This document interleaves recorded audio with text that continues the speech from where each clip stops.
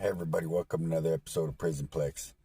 I just wanted I hadn't posted in a while, just been going through some stuff. Hey, so I was reminded of a dude earlier, a guy looked just like a buddy of mine. You know what's crazy is that when you get older and you're out, you're just doing your thing, normal life, whatever that means, and you run into people that remind you of people from the past, but it can't be them because they hadn't aged, you know.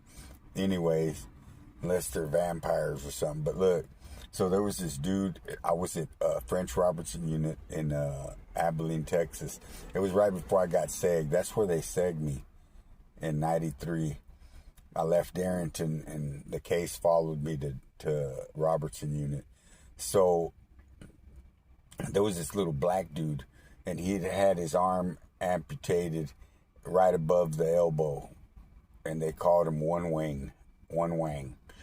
But man, he had a complex, and he was always fighting, and people would try to, they have mercy on him, but he would run his mouth and do things and just to prove a point that he wasn't afraid or whatever and fight, and he got beat up a bunch of times.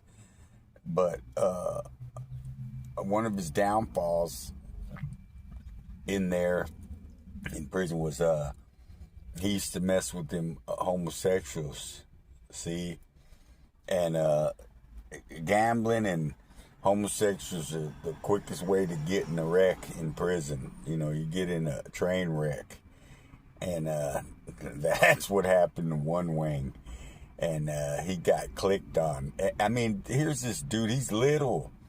He was probably about 5'4", 5'5", 140 pounds,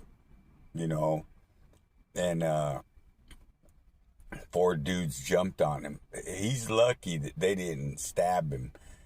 A couple of dudes we still had cans back then, beans, Jack Mac, tamales, and these dudes had a sheet or something that didn't break, and they put a can or two in there, and they worked him over. They knocked him down, and a couple guys were just kicking him, holding him, and one just kept swinging that pillowcase, hitting him. Anywhere it hit, it was hurting him, He was getting hit mostly in the chest, stomach, arms, his elbow, and his head. And, he was tore up real good. And never saw him after that again. Oh, One Wing.